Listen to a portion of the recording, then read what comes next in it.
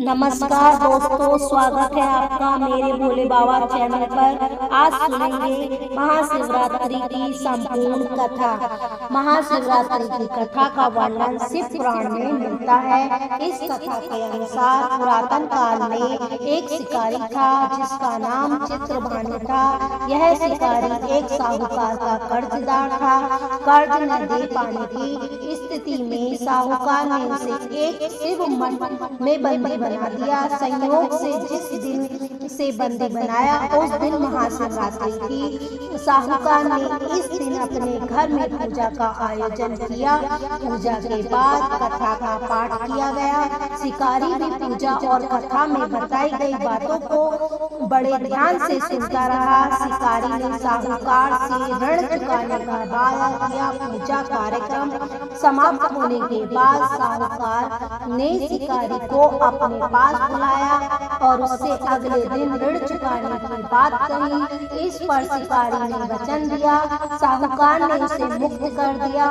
शिकारी जंगल में शिकार के लिए आ गया।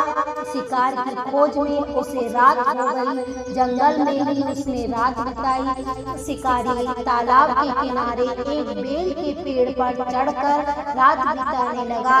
बेल पत्र के पेड़ नीचे एक शिवलिंग था जो बेल पत्रों से ढका हुआ था। इस बात का शिकारी को कुछ भी पता नहीं था। आराम करने के लिए उसने बेल पत्र की कुछ शाखाएं तोड़ी।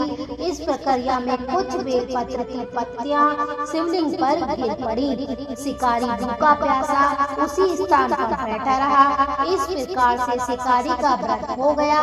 तभी गर्भवती हिरनी तालाब पर पानी पीने के लिए आई को शिकारी ने जाने नहीं दिया। शिकारी ने धनुष पर तीर चढ़ाकर हिरनी को मारने की जैसे ही कोशिश की वैसे ही हिरनी बोली, मैं गर्भ से भी शीघ्र ही बच्चे को जन्म दूंगी। तुम एक साथ दो जीवों की हत्या करोगे, यह उचित नहीं होगा।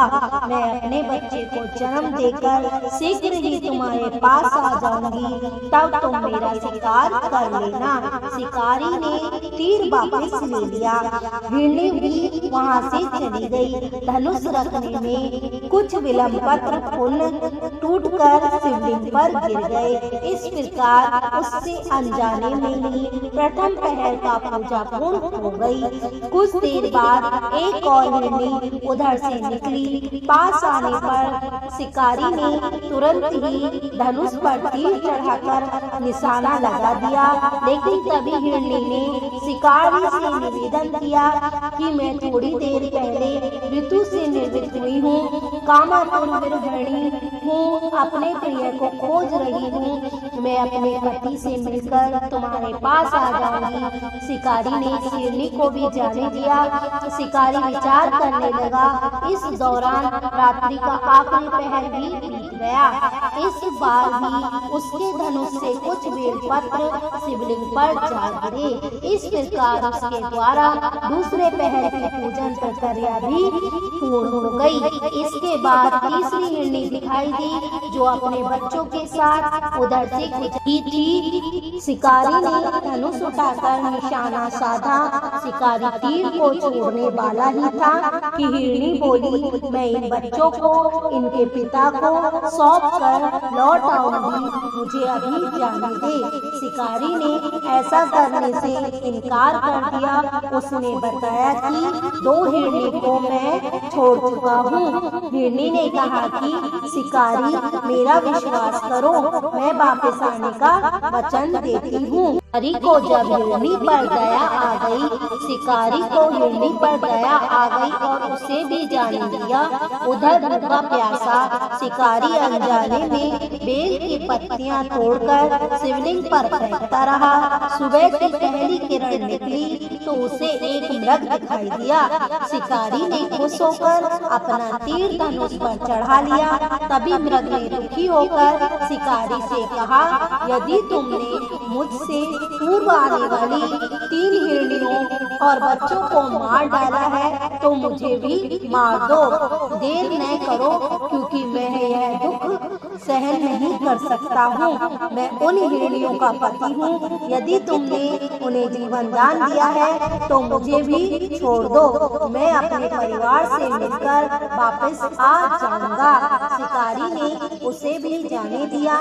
सूर्य पूरी तरह से निकल आया था और सुबह हो चुकी थी। शिकारी ने अनजाने में ही व्रत, रात्रि जागरण, सभी पहर की पूजा और शिवलिंग पर बेलपत्र चढ़ने की प्रक्रिया पूरी हो चुकी थी। भगवान शिव की कृपा से उसे इसका फल तुरंत प्राप्त हुआ।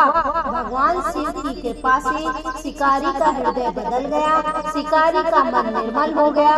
कुछ देर बाद ही शिकारी के सामने संपूर्ण मृग परिवार मौजूद था ताकि शिकारी उनका शिकार कर सके, लेकिन शिकारी ने ऐसा नहीं किया और सभी को जाने दिया। महाशिवरात्रि के दिन शिकारी द्वारा पूजन की विधि पूर्ण करने के कारण उसे मोक्ष प्राप्त हुआ। शिकारी की मृत्यु होने पर यमदूत उसे लेने आए तो शिवगण ने उन्हें भेज दिया। शिवगण शिकारी को लेकर शिवलोक आ गए। भगवान शिव की कृपा से ही अपने इस जन्म में राजा चित्रभानु सभ्य के पिछले जन्म को याद रख पाए। महाशिवरात्रि के महत्व को जानकर उसका अगले जन्म में भी पालन कर पाए। हर हर महादेव दोस्तों।